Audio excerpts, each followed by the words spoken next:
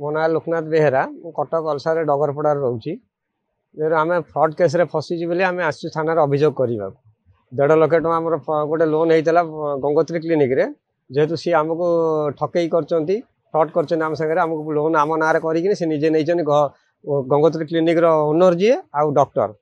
आ सागर संपूर्ण आमको जी नहीं कटक एठिक आसला सी आमको आणिकिना आमको कहले आमको पर्सनल लोन हो कहीकि आम सागर एमती फ्रड केस कर आम जो बुझाबुझी कलु से आमको एमआई आइला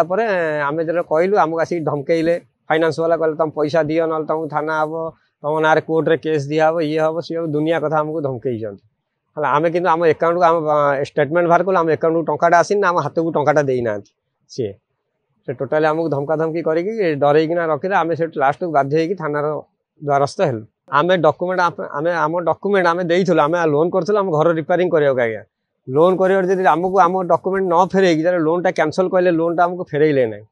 न फेरबारू आम से कहले आम डॉक्यूमेंट न फेरबार आम से बाध्य जो एमआई देले आमको बजाज वाला कहले आप ना 1.5 लाख टका उठे